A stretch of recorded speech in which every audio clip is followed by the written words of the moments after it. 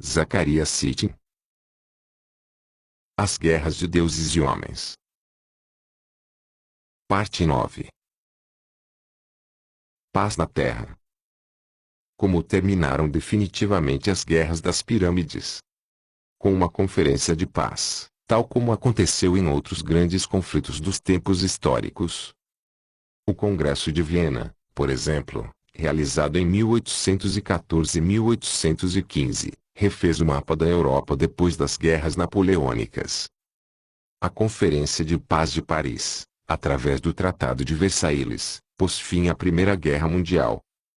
O primeiro indício de que os Anunnaki fizeram uma conferência de paz há cerca de 10.000 anos é encontrado num texto gravado num cilindro de argila quebrado, descoberto por George Barton, que concluiu que ele era uma versão acadiana de um relato sumério muito anterior. Barton também concluiu que o cilindro foi depositado pelo rei Naram-Sin no templo de Enlil em Nippur, por volta de 2300 AC, quando o rei mandou reformar sua plataforma. Comparando o texto mesopotâmico com as inscrições egípcias da mesma época, Barton notou que essas últimas concentram-se no rei e estão interessadas em suas benesses enquanto ele se encontra entre os deuses. Já o mesopotâmico preocupa-se com a comunidade dos deuses, e seu tema não são as aspirações do rei, mas as atividades dos próprios deuses. Apesar de o texto estar muito danificado, especialmente no início, fica claro que os deuses principais reuniram-se depois de uma grande e amarga guerra. Somos informados de que a conferência teve lugar na residência de montanha de Niarsari, na península do Sinai, e que ela desempenhou o papel de pacificadora. No entanto, a deusa não é tratada pelo autor do texto como uma personagem realmente neutra, pois por várias vezes ele se refere a ela chamando-a pelo epíteto Tsir, cobra, o que a rotula como egípcia, Enkidu transmite uma conotação depreciativa. Os versos de abertura da inscrição, que já foram citados antes, descrevem brevemente as últimas fases da guerra e as condições no interior da pirâmide sitiada, que levaram ao apelo para Niarsag intervir. Esta então foi procurar Enlil. A primeira reação dos Enlilitas foi acusar Niarsag de ter ajudado e confortado os demônios. Ela negou a acusação, minha casa é pura. Respondeu.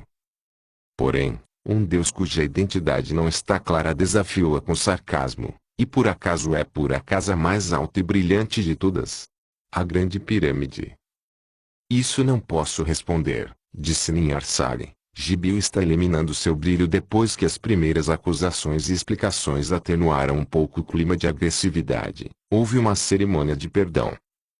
2 jarros cheios de água do rio Eufrates e do Tigre foram usados, num batismo simbólico de Niarsag, e ela tornou-se novamente bem-vinda na Mesopotâmia. Enlil tocou com seu cetro brilhante, e o poder que ela possuía não foi retirado. Como vimos no capítulo anterior, de início Haddad fez objeções a uma conferência de paz, pois desejava rendição incondicional, mas Enlil concordou com a proposta da irmã, e Niarsag atravessou as linhas para arranjar um cessar-fogo. Quando levou Enki e seus filhos para sua morada no Arsag, os deuses enlilitas já estavam lá, à espera anunciando que estava agindo em nome do grande senhor Anu, o árbitro. Niarsag começou seu próprio ritual. Acendeu 7 fogueiras, uma para cada deus ali reunido, Enki e seus 2 filhos, Enlil e seus 3 filhos, Ninurta, Haddad e Sin, proferindo encantamentos, uma oferenda de fogo para Enlil de Nippur para Ninurta para Haddad para Enki, que está vindo do Abzu para Nergal, vindo de Meslon. Ao anoitecer, o lugar estava todo iluminado, a luz lançada pela deusa era como o brilho do sol. Niarsag então apelou à sabedoria dos deuses e exaltou as virtudes da paz. Poderosos são os frutos do sábio Deus. O grande e divino rio virá para sua vegetação, seu extravasar fará da terra um jardim de Deus.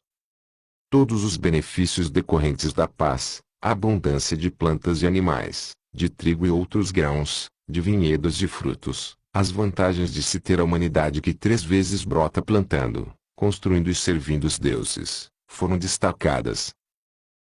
Depois que ela terminou sua oração de paz, Enlil foi o primeiro a falar e dirigiu-se a Enki. Está retirada a aflição da face da terra, a grande arma está levantada.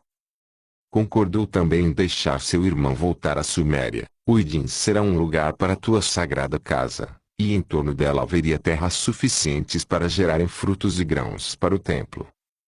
O príncipe de Enlil, ou seja, Ninurta, protestou que isso não aconteça. Ninarsag voltou a intervir.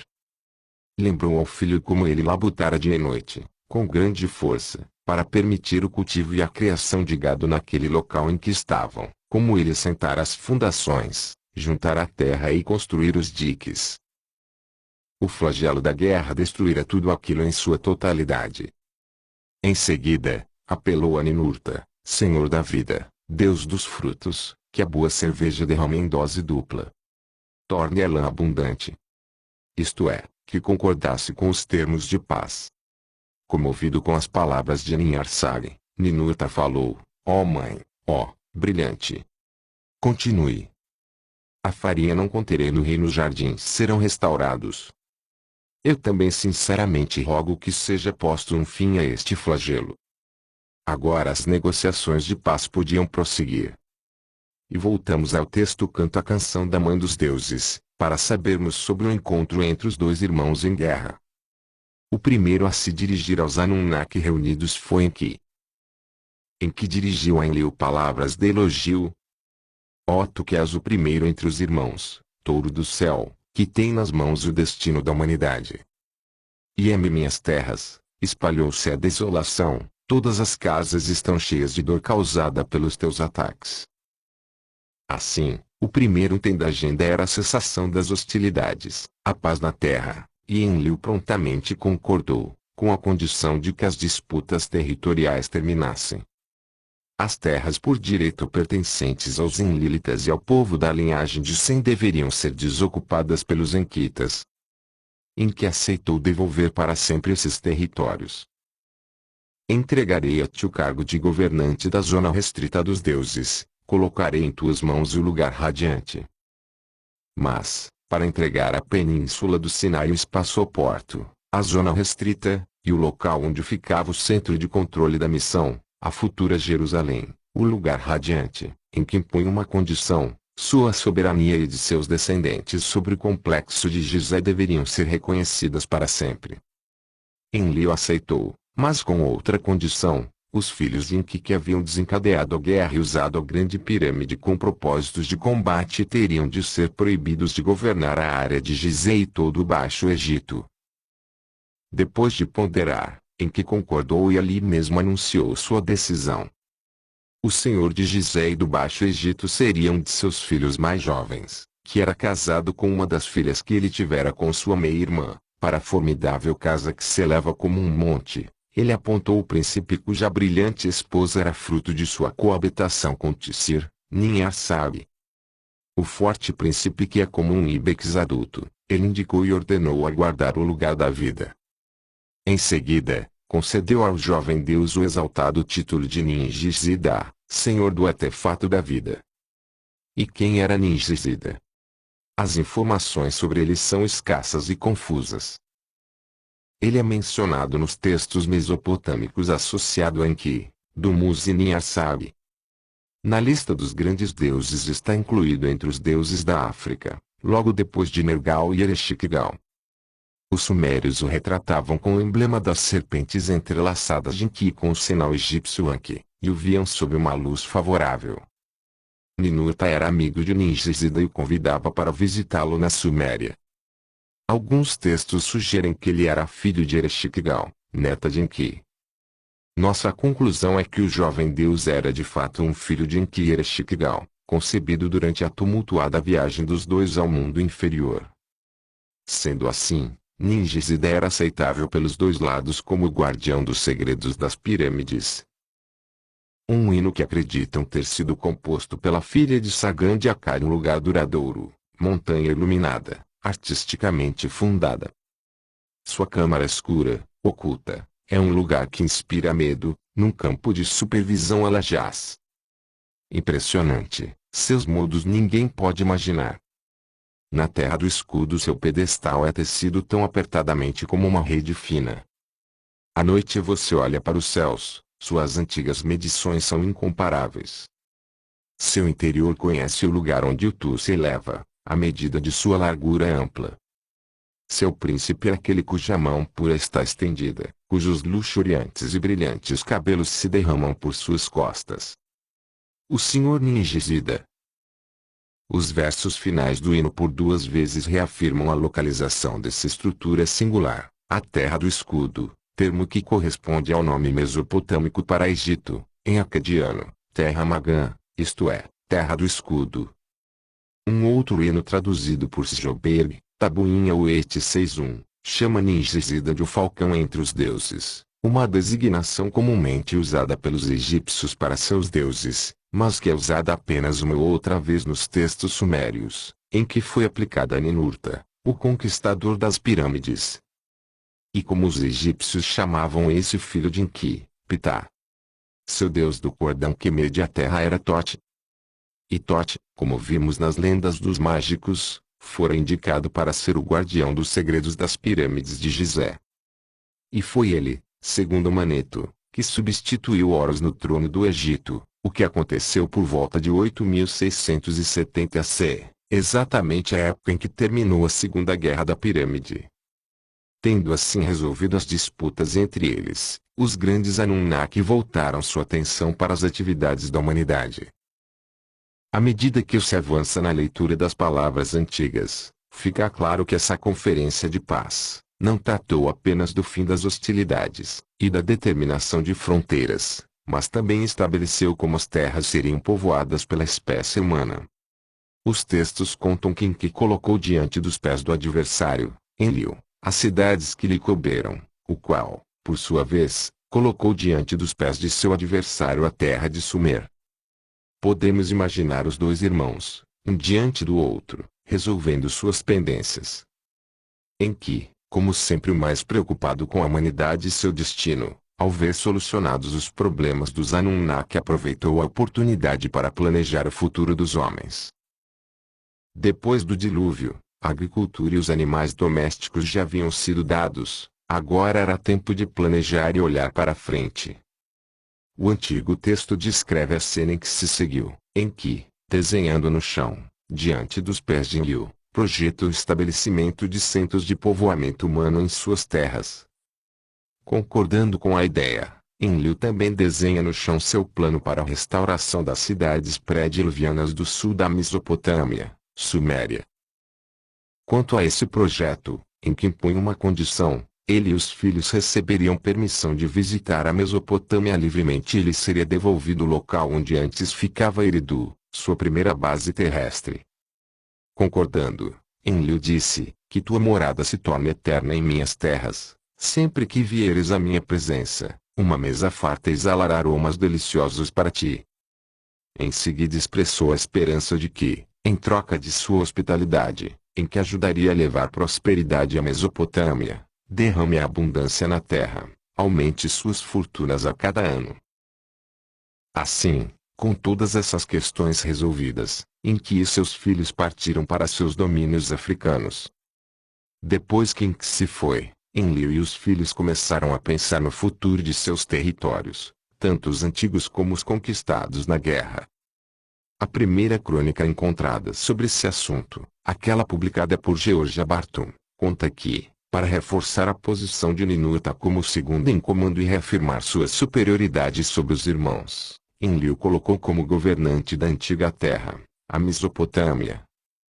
Os territórios de Haddad, a noroeste, foram aumentados com o acréscimo de um dedo de terra, o Líbano, de modo que neles ficasse incluído o local de aterrissagem, situado em Baalbek. A região cuja ocupação dera origem à Segunda Guerra da Pirâmide, que podemos chamar de Grande Canaã e que vai da fronteira do Egito, ao sul, até o limite com os territórios de Haddad no norte, abrangendo a Síria moderna, ficou sob a égide de Nanari e seus descendentes. Depois da divisão foi estabelecido um decreto, sacramentado e comemorado com um banquete, do qual participaram todos os deuses enlílitas.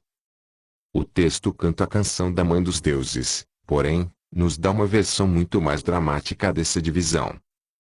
Ficamos sabendo que, naquele momento crucial, quando se decidia quem ficaria com o domínio sobre os territórios, Ao lugar da decisão ele chamou Ningal. Suen convidou a se aproximar. Uma decisão favorável ela pediu ao pai. Enlil ponderou suas palavras. Diante da mãe, ela implorou. Lembre-se da infância, disse a Enlil. A mãe rapidamente o abraçou. Ela disse a Enlil. Siga o desejo de seu coração. Alguém poderia imaginar que as mulheres desempenhariam um papel tão importante na tomada de decisões que afetariam o destino dos deuses e dos homens nos milênios que se seguiram. Ningal intercedeu em favor do marido, Enlil foi convencida a persuadir o hesitante Enlil. Então entrou em cena uma outra grande deusa, e foram suas palavras que levaram a uma decisão contrária às regras estabelecidas. Enquanto Enlil aconselhava o marido a seguir seu coração e não sua mente, dando o território mais importante ao primogênito que ele tanto amava e não ao herdeiro legal, conta o texto que Ninurta abriu a boca e disse. Suas palavras de protesto se perderam devido a uma quebra na tabuinha, mas, com a continuação da lenda, ficamos sabendo que Ninhursag usou de todos os seus recursos em favor do filho. Ela gritou e lamentou junto ao seu irmão, como uma mulher grávida, agitou-se dizendo. Pelo rogo ao meu irmão que um bebê me fez carregar, ao meu irmão apelo. Mas Ninhursag escolheu mal as palavras de sua súplica. Sua intenção era apelar em favor de Ninurta, o filho que tivera com Enlil, mas, pelo modo como falou, deu a impressão de estar se dirigindo a Enki. Enfurecido, Enlil gritou, que irmão é esse ao qual estás rogando? Quem é esse irmão que um bebê a fez carregar? E, ofendido, tomou a decisão em favor de Nanajin e sua descendência. Desse momento em diante, e até nossos dias, a terra do espaçoporto vem sendo chamada de Terra de Sin, a península do Sinai. Num ato final, Enlil designou o filho de Sin como comandante do centro de controle da missão. Ele mandou entrar Shamash, o neto de Enlil. Pegou-o pela mão, e em Chulim o colocou. Jerusalém, Urshulim, a cidade de Chulim, foi posta sob o comando de Shamash. O nome Shulim significava o supremo lugar das 4 regiões, e o emblema sumério das 4 regiões, que a ele se aplicava, possivelmente foi o antecessor do emblema judeu conhecido por Estrela de Davi ao substituir a Nippur pré-diluviana como centro de controle da missão. Jerusalém herdou o antigo título daquela cidade da Mesopotâmia, umbigo da terra, pois passara a ser o ponto central da divina malha de orientação que possibilitava as idas e vindas entre a terra e Nibiru. Como Nippur, o novo umbigo da terra, o Monte Moriá, ficava na linha central do plano, a trajetória de aterrissagem, bissetriz do corredor de aterrissagem, e era equidistante da plataforma de aterrissagem em Baalbek do espaçoporto. Obrigatoriamente, as 2 âncoras das linhas do corredor tinham de ser equidistantes do centro de controle da missão, mas a Segunda Guerra da Pirâmide acabou forçando uma alteração no projeto original, pois a baliza que fora construída como uma montanha artificial, a casa que é como uma montanha, a Grande Pirâmide, fora inutilizada por Ninurta, que mandara arrancar seus cristais e equipamentos. A solução foi erigir uma nova baliza um pouco ao norte de Gizé, mas ainda exatamente na linha noroeste do corredor de aterrissagem. Os egípcios chamavam a cidade que se formou em torno desse marco artificial de Cidade de Anu, e o símbolo hieroglífico para ela mostrava como uma torre alta, com uma superestrutura apontando para o céu como uma flecha. Os gregos, muitos milênios depois, deram a esse lugar o nome de Heliópolis, cidade de Hélios, o deus Sol, o mesmo que deram a Baalbek. Em ambos os casos a denominação foi uma tradução de nomes anteriores, relacionando os 2 locais com Shamash, que é brilhante como o sol. De fato, Baalbek na Bíblia é chamado de Bet Shemesh, a casa de Shamash. A mudança do local onde ficava a baliza que ancorava a linha noroeste, de Gizé para Heliópolis, exigiu uma alteração similar na ancoragem da linha sudoeste do corredor, de modo a manter as 2 balizas equidistantes do Monte Moriá. Uma montanha próxima do Monte Santa Catarina e situada precisamente sobre a linha sudoeste foi adaptada para se tornar o novo radiofarol de aproximação. Ainda hoje essa montanha tem o nome de Shumar, Monte da Mãe da Suméria. As listas geográficas sumérias referiam-se às duas montanhas vizinhas situadas na terra Tilmun como Karsag, o Pico do Portão, e Ersazalag, Pico que emite brilho. A construção e operação das instalações aeroespaciais em Tilmun e Canaã exigiam a abertura de novas rotas de suprimentos e postos de apoio. A via marítima para Tilmun foi melhorada com o estabelecimento de uma cidade portuária, cidade de Tilmun, diferente de Ters-Tilmun, na costa leste do Mar Vermelho, possivelmente onde hoje ainda existe o Porto El Tur, muito antigo. Esses mesmos motivos, acreditamos, levaram à fundação da cidade mais antiga do mundo, Jericó, que foi dedicada assim, cujo nome em hebraico é Eriu, e que tem como símbolo celestial a lua. A idade de Jericó é um enigma que vem intrigando os estudiosos.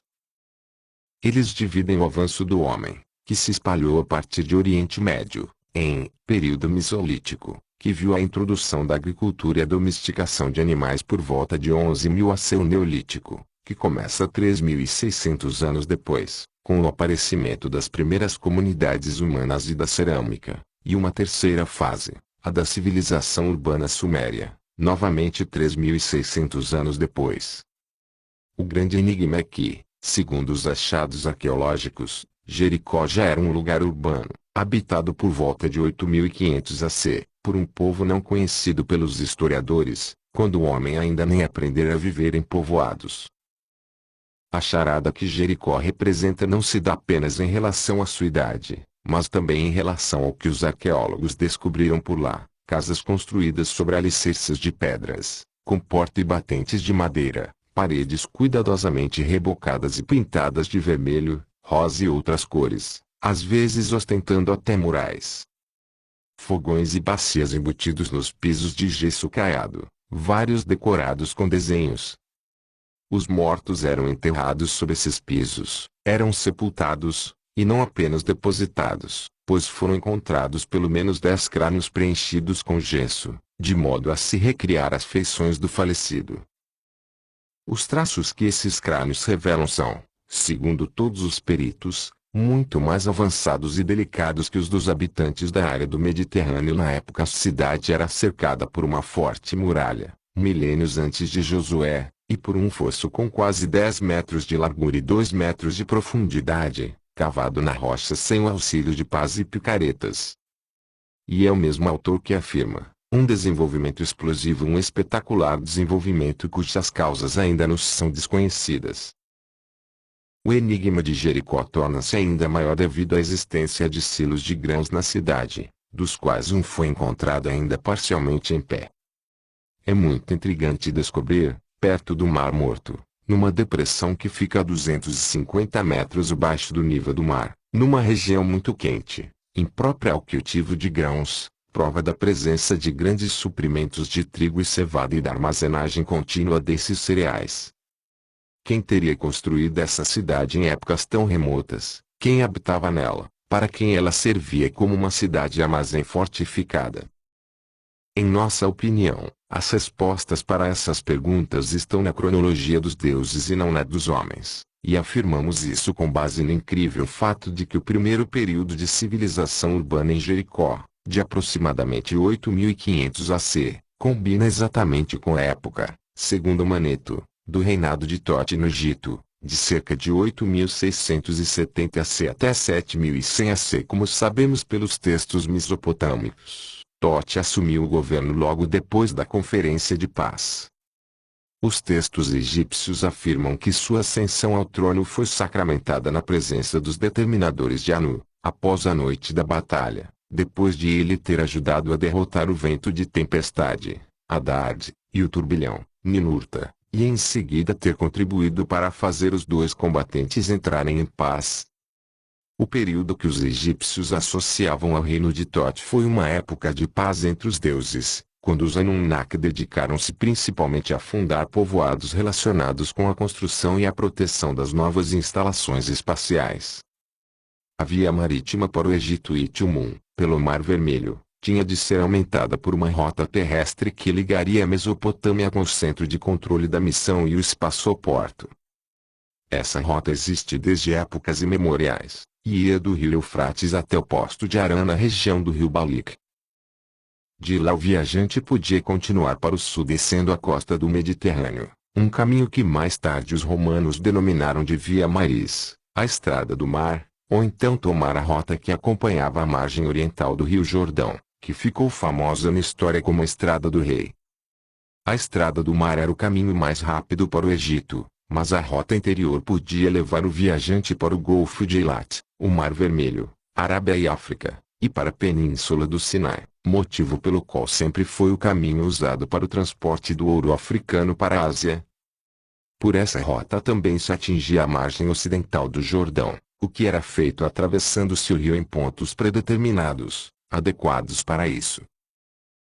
O mais importante desses pontos de travessia sempre foi o que levava diretamente a Jerusalém, e ele ficava perto de Jericó. Foi ali que os israelitas atravessaram o rio para entrar na Terra Prometida. E também foi ali, acreditamos, que milênios antes os Anunnaki fundaram uma cidade para proteger o ponto de travessia e para fornecer suprimentos aos viajantes que pretendiam continuar sua jornada. Enquanto o homem não fez de Jericó seu lar, ela era um posto avançado dos deuses. Não parece lógico que os Anunnaki tenham construído um posto avançado apenas no lado do Jordão, deixando desguarnecida a margem oriental, onde passava a importantíssima Estrada do Rei. De fato, uma descoberta pouco divulgada fora dos círculos da arqueologia prova que existia um forte similar na região a leste do rio. E o que foi encontrado nesse sítio arqueológico é ainda mais impressionante do que o que se achou em Jericó. O local começou a ser escavado em 1929 por uma missão patrocinada pelo Pontifício Instituto Bíblico do Vaticano, e seu chefe era Alexis Malon. Os peritos se surpreenderam com o elevado nível de civilização revelado pelas ruínas. Até mesmo as camadas mais inferiores com indícios de habitação, cerca de 7.500 AC, mostravam pisos de tijolos. Uma outra característica em comum era que, apesar de o período de ocupação da área ter sido muito longo, da Idade da Pedra até a Idade do Bronze, os arqueólogos descobriram vestígios de uma mesma civilização em todos os níveis de escavação. Esse sítio é conhecido por Teugassu, nome do morro sob o qual foram descobertas as ruínas. Não se tem ideia de como era chamada essa cidade na antiguidade. Junto com vários povoados adjacentes, ela controlava o importante ponto de travessia do Rio Jordão que atualmente é conhecido como Ponte Alembi e a estrada que levava a ele. A localização estratégica de Teugassu já tinha sido notada pelos arqueólogos antes de eles darem início às escavações, como se lê no relatório preparado pela missão. Do alto do morro tem-se uma vista interessante de todos os lados, o Jordão a oeste, parecendo uma linha escura, a noroeste, vê-se a colina da antiga Jericó e, depois dela, as montanhas da Judéia, inclusive Betel e o Monte das Oliveiras em Jerusalém. Belém fica escondida pelo Monte Elmuntar, mas é possível avistar os picos de Tecoa e os arredores de Hebrom. Quem se voltava para o norte tinha 50 quilômetros de panorama livre. Olhando para o leste, o observador viu o Monte Moabe e as primeiras encostas do Morro Nebo, e para o sul, além do espelho do Mar Morto, conseguia avistar a Montanha de Sal, o Monte Sodom. Os principais restos descobertos em Teugassu cobrem um período que vai desde 4000 AC até 2000 AC, quando o lugar foi subitamente abandonado. O sistema de irrigação e artefatos, de padrão muito superior ao prevalecente na área, convenceram os arqueólogos de que os habitantes desse lugar vieram da Mesopotâmia. O grande morro é formado por 3 colunas, 2 delas parecem ter sido usadas como moradia, e uma como área de trabalho. Esta última dividida em segmentos retangulares, dentro dos quais foram cavadas fossas circulares, em geral em pares. O fato de que elas aparecem sempre em pares e de haver de 6 a 8 em cada compartimento afastou a hipótese de que serviriam de fogões ou braseiros para a preparação de alimentos. Associadas a esses buracos foram encontradas enigmáticas faixas de cinzas, restos de algum tipo de material combustível, em camadas sucessivas, mostrando que elas foram cobertas com areia fina, depois com o solo comum, de modo a formar a base para uma outra dessas camadas de cinzas. O solo da superfície dessa área de trabalho estava coberto de cascalho calcinado, restos de rocha quebradas e queimadas por uma força qualquer. Entre os artefatos encontrados estava um objeto pequeno, circular, moldado com extrema precisão, sem dúvida para algum propósito tecnológico desconhecido para nós. As descobertas feitas nas áreas residenciais só serviram para aumentar o mistério. Lá as paredes das casas retangulares ruíram como se atingidas por uma súbita força que atuou ao nível do solo, fazendo as partes superiores das paredes tombarem todas para dentro. Devido a esse tipo de queda, que preservou bastante as paredes, foi possível reconstituir alguns dos impressionantes murais que as ornamentavam. Num deles a pintura criava uma ilusão tridimensional. Uma casa possuía todas as paredes com afrescos. Numa outra havia um divã embutido num nicho, de modo que permitisse que o morador nele reclinado, pudesse ter uma visão da parede oposta, que ostentava um grande mural. Este retratava uma fileira de pessoas, das quais duas estavam sentadas em tronos, voltadas, talvez dando as boas-vindas, para uma pessoa que aparentemente acabara de descer de um objeto que emitia raios. Os arqueólogos que descobriram esses murais, durante as escavações realizadas de 1931 a 1933, formularam a hipótese que o objeto devia ser um corpo celeste, similar a uma estrela incomum anteriormente encontrada numa pintura de outro prédio. Esse desenho mostrava duas estrelas de 8 pontas, concêntricas, uma bem pequena e uma grande, culminando numa explosão de 8 raios. O desenho preciso, e com uma variedade de formas geométricas, foi artisticamente executado em preto, vermelho, branco, cinza e combinações dessas cores. Uma análise química das tintas empregadas mostrou que não eram pigmentos naturais, mas sofisticados compostos químicos constituídos de 10 a 18 tipos de mineral. Os descobridores dos murais logo imaginaram que a estrela de 8 pontas tinha algum significado religioso, salientando que o corpo celeste de 8 pontas, representando o planeta Vênus, era o símbolo de estar. Todavia, em toda Telgaçu não foi encontrado nenhum indício da presença de objetos de culto, como estatuetas de deuses etc., o que também é considerado uma anomalia do lugar. Em nosso entender, isso mostra que a cidade não era habitada por adoradores, mas por aqueles que eram objeto da adoração, os deuses da antiguidade, os Anunnaki. Na atualidade, encontramos vários desenhos similares à estrela de Telgaçu, e um deles pode ser visto no saguão da National Geographic Society, em Washington, D.C. Trata-se de uma rosa dos ventos, que simboliza o interesse da instituição nos 4 cantos da Terra e seus pontos intermediários. Pensamos que fosse isso também que os pintores de Telgaçu tivessem em mente, queriam indicar a relação daquele lugar e deles mesmos com as 4 regiões da Terra. A maior prova de que a estrela não tinha um significado sagrado é o fato de ela ter sido encontrada desrespeitada por grafitos. Esses desenhos mais rústicos mostram prédios de paredes grossas, nadadeiras de peixes, pássaros, asas, um navio e até mesmo, como sugerem alguns, um dragão do mar, canto da esquerda, acima. Nesses desenhos foram usadas, além das cores já mencionadas, tons de amarelo e marrom. Entre esses grafitos existem 2 de particular interesse, 2 formas arredondadas, com grandes olhos, que também foram encontradas pintadas em tamanho muito maior e com mais detalhes nas paredes de outras casas. Os objetos são esféricos ou ovais e têm a parte superior listrada, ou em camadas, pintada de branco e preto.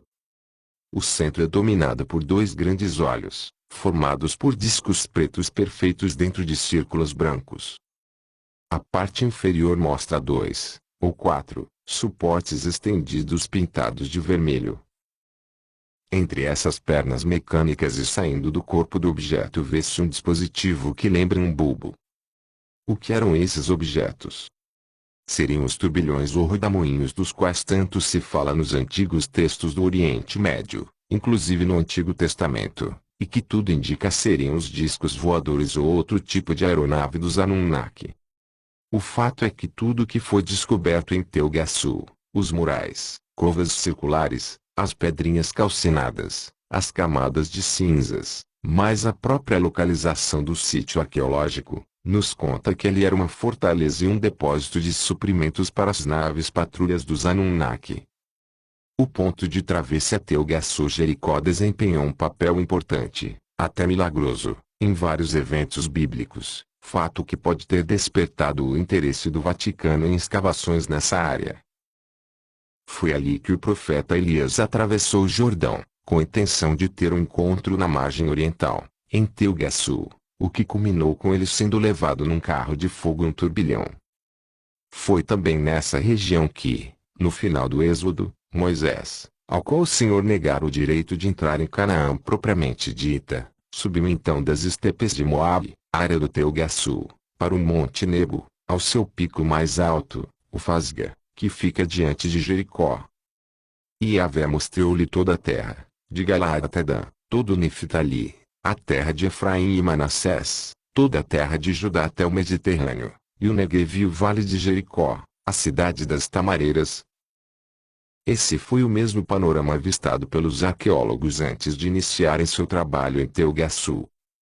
A travessia do Jordão pelos israelitas, sob a liderança de Josué, incluiu o milagroso afastamento das águas do rio, sob a influência da arca sagrada e de seu conteúdo.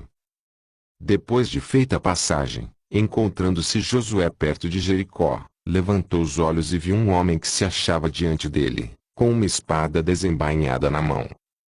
Josué aproximou-se dele e disse-lhe: Estás conosco ou com nossos inimigos? O homem respondeu: Com nenhum dos dois. Sou um capitão do exército de Yahvé. Josué então prostrou-se com o rosto em terra, adorou e disse-lhe: Que tenho a dizer, meu senhor, a este teu servo? O capitão do exército de Yahvé respondeu: Descalça as sandálias dos teus pés, porque o lugar em que pisas é restrito. Então o capitão das tropas de Yahvé contou a Josué o plano do Senhor para a conquista de Jericó. Instruiu os israelitas a não tentarem derrubar as muralhas pela força, mas a fazerem carregar a arca 7 vezes em torno delas. Atendendo às ordens, no 7º dia os sacerdotes fizeram soar as trombetas, e o povo soltou um grande grito, e a muralha de Jericó ruiu por terra. Jacó, também, ao atravessar o Jordão naquele ponto quando voltava de Harã, encontrou-se com um homem, com o qual lutou até a madrugada, quando então deu-se conta de que seu oponente era uma deidade. E Jacó chamou o lugar de Peniel, o rosto de Deus, pois viu um Deus cara a cara e sobreviveu. De fato, o Antigo Testamento afirma claramente que na antiguidade havia povoados dos Anunnaki nos pontos de aproximação da península do Sinai e Jerusalém. Hebrom, a cidade que guardava a rota entre Jerusalém e a península, outrora era chamada Cariat Arbe. Arbe era o maior homem entre os Enansim, Anakim, Josué 14:15. Além de nos informar que os descendentes dos Anakim continuavam residindo na área durante a conquista de Canaã pelos israelitas, a Bíblia nos oferece numerosas referências às cidades dos Anakim na margem ocidental do Jordão. Quem eram esses Anakim? O termo costuma ser traduzido por gigantes, tal como Nefilim. Todavia, já mostramos conclusivamente que ao falar nos Nefilim, aqueles que disseram, o Velho Testamento refere-se ao povo dos foguetes. Acreditamos que os Anakim não eram outros senão os Anunnaki. Até agora, ninguém prestou atenção especial à contagem de 3.650 anos que Maneto atribui ao reinado dos semideuses, que pertenciam à dinastia de Tote. Nós, porém, consideramos essa cifra altamente significativa, pois ela só difere do período orbital de Nibiru em 50 anos. Não foi por acaso que o avanço da humanidade, da Idade da Pedra até a alta civilização suméria, aconteceu em intervalos de 3.600 anos. Foi como se uma misteriosa mão erguesse a espécie humana para um patamar maior de cultura, conhecimento e civilização, em etapas bem demarcadas. E, como mostramos em O 12º Planeta, Cada uma dessas idades corresponde à ocasião em que, por causa da aproximação de Nibiru, tornavam-se possíveis as idas e vindas dos Anunnaki entre o seu planeta e a Terra. Essas etapas de progresso da humanidade espalharam-se a partir de um núcleo mesopotâmico para todo o resto do mundo.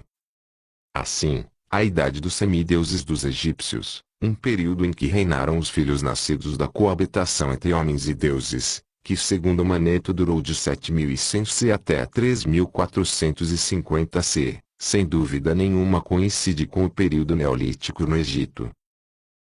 Portanto, podemos tomar por certo que a cada um desses intervalos de 3600 anos os grandes Anunnaki, os sete que decretam, discutiam o destino da humanidade e as relações dos deuses com ela. Sabemos com certeza que houve uma deliberação desse tipo antes do súbito, e de certa forma inexplicável, surgimento da civilização suméria, pois os escribas desse povo nos deixaram registros detalhados dessas discussões. Quando começou o repovoamento da Mesopotâmia, as velhas cidades foram as primeiras a ser reconstruídas, só que não mais como recintos sagrados, exclusivos dos deuses, pois agora a espécie humana tinha entrada livre nesses centros urbanos para cultivar os campos adjacentes, cuidar de pomares, hortas e currais, e servir os deuses de todas as formas possíveis, não mais apenas como cozinheiros, artesãos e costureiros, mas também como sacerdotes, músicos, comediantes e prostitutas de templos. A primeira cidade a ser reconstruída foi Eridu, concedida em regime perpétuo, por ela ter sido sua primeira base na Terra. O santuário do deus ali situado, uma maravilha arquitetônica daquela época primitiva, com o passar do tempo foi erguido e ampliado para se transformar num magnífico templo-residência, o Yingu região autônoma, casa do Senhor cuja volta é triunfante, ornamentado com ouro, prata e pedras preciosas vindas do mundo inferior e grandes deuses que aqui vieram, deuses Anunna, que a corte da Assembleia vieram. Meu filho construiu uma casa para si, o Senhor em que ergueu Eridu como se fosse uma montanha. Sua casa num belo lugar erigiu. Nesse lugar, Eridu, ninguém pode entrar sem ser convidado. No santuário, vindas do Abzu, as divinas fórmulas em que depositou.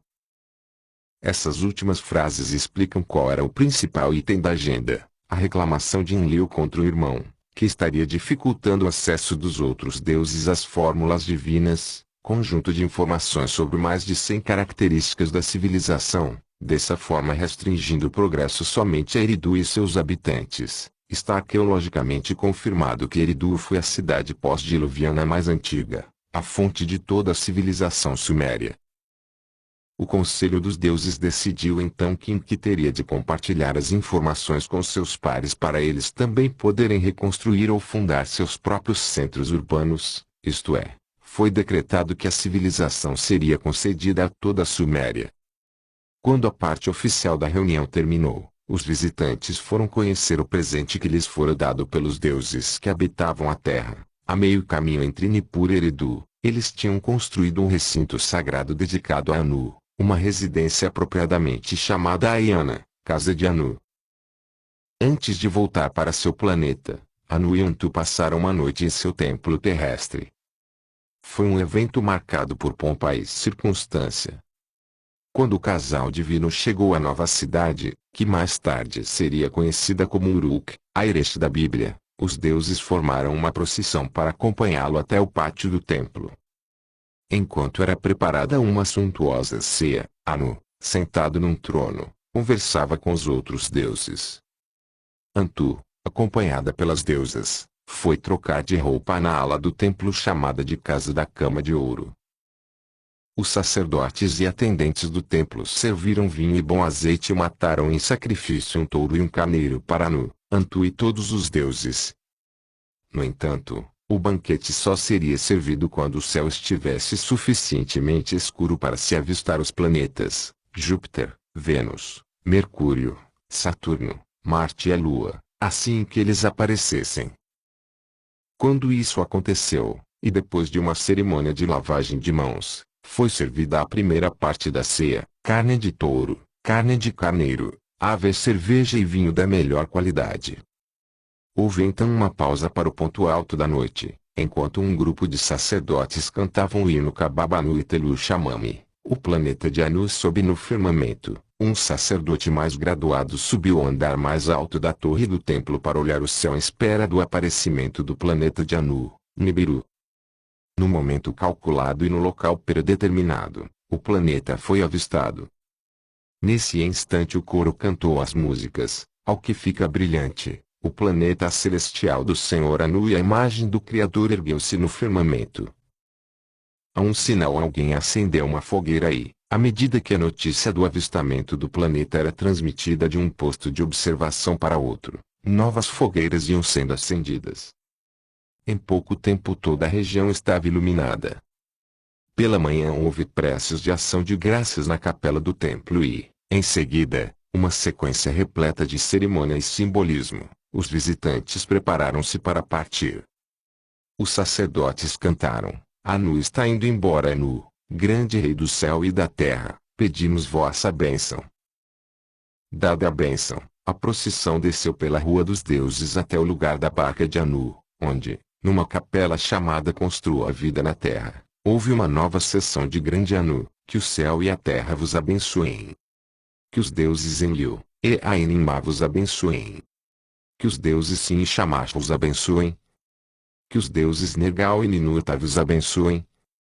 Que os Igigi que estão no céu e os Anunnaki que estão na terra vos abençoem. Que os deuses do Abzu e os deuses da Terra Santa vos abençoem. Estava terminada a importante visita do casal celestial à Terra, que, segundo registra uma tabuinha encontrada nas ruínas do arquivo de Uruk, durou 17 dias. As decisões tomadas nessa ocasião abriram o caminho para a fundação de novas cidades.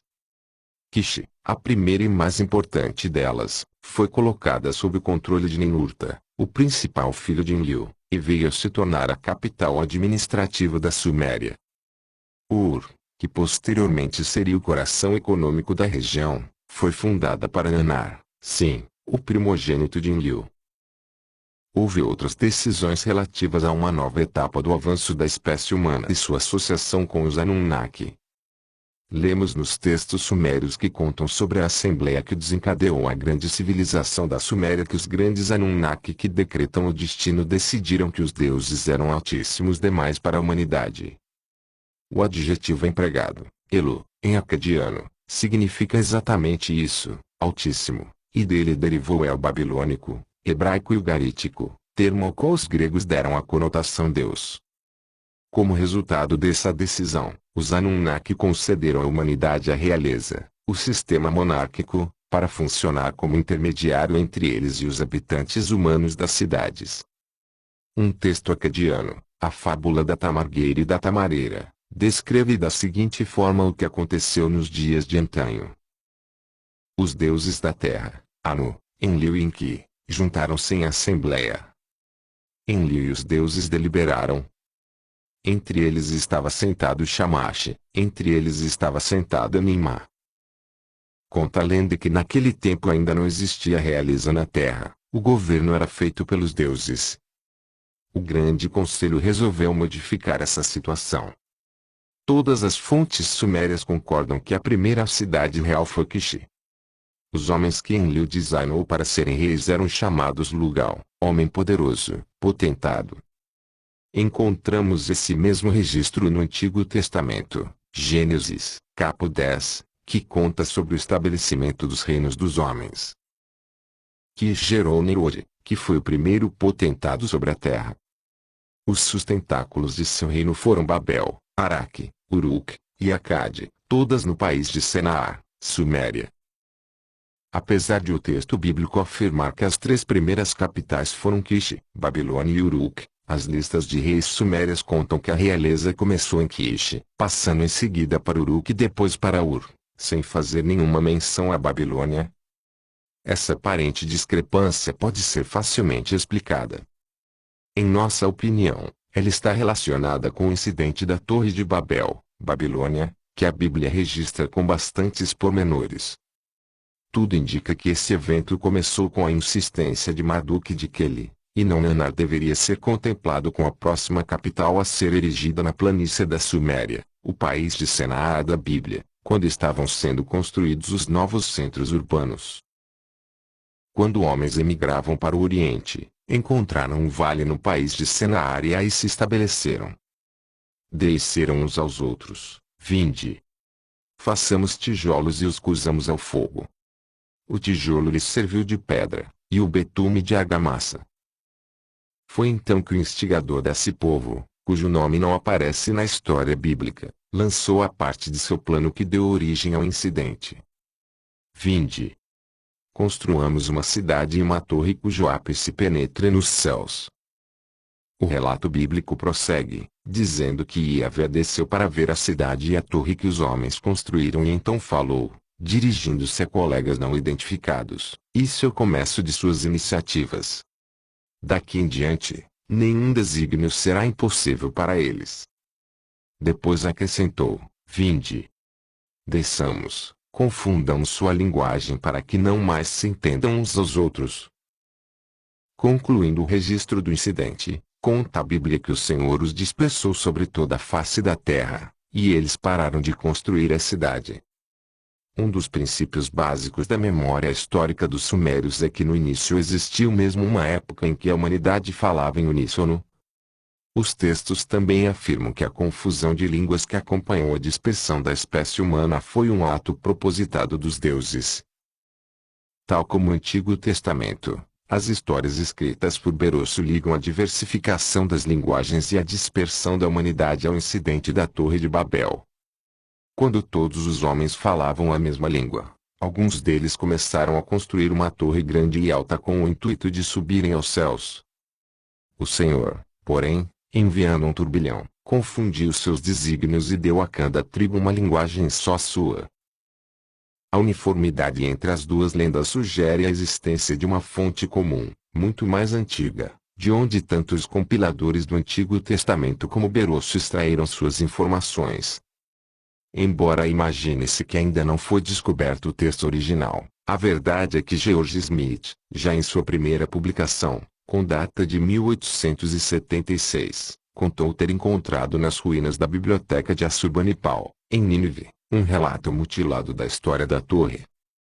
A lenda, concluiu, fora originalmente escrita em duas plaquinhas, mas ele encontrara apenas uma, K 3657, de cujas 6 colunas de texto só conseguira reconstituir 4. Sem dúvida esse texto é uma versão acadiana da lenda suméria sobre a Torre de Babel, e ela deixa claro que o incidente foi provocado pelos deuses e não por homens. A espécie humana não passou de um peão na disputa. Segundo o relato de George Smith e a posterior retradução de W.S.C. Boscawen num boletim da Sociedade de Arqueologia Bíblica, a lenda começava dando o nome de quem instigou os homens a ir contra ordens superiores, mas os danos na plaquinha de argila não nos permitem saber quem foi ele. Os pensamentos do coração de eram maus, ele tinha maldade contra o pai dos deuses, Enlil. Para conseguir seus propósitos, esse deus corrompeu o povo da Babilônia. Durante a noite, ele pôs um fim completo à torre da fortaleza. Em sua ira, também emitiu um comando: dispersar foi sua decisão. Deu ordens para seus conselhos se confundirem. Interrompeu seu rumo. O antigo escriba mesopotâmico terminou a lenda da Torre de Babel com uma amarga recordação: como o povo contra os deuses revoltou-se com violência ele chorou pela Babilônia, chorou muito. A versão bíblica também fala que o incidente aconteceu em Babel, Babilônia, em hebraico. O nome é muito significativo, pois em seu original acadiano, Babili, ele queria dizer portão dos deuses, ou seja, o lugar pelos quais os deuses entravam e saíam da Suméria. E foi lá, segundo afirma a Bíblia, que os rebeldes planejaram construir uma torre cujo ápice penetre os céus. As palavras são idênticas às usadas para denominar o zigurate, que era o aspecto dominante da antiga Babilônia, a Isagila, casa cuja cabeça é altíssima. Portanto, os textos bíblicos e mesopotâmicos, com base numa crônica suméria anterior, relatam o mesmo incidente, A tentativa frustrada de Marduk em impedir que a realeza fosse transferida de Kish para Araquiur, cidades destinadas a ser centros de poder de Nanar, Sim e seus filhos, e de obter a suzerania para sua própria cidade, Babilônia. Mas, com sua rebeldia, Marduk desencadeou uma série de eventos trágicos. Continua na parte 10.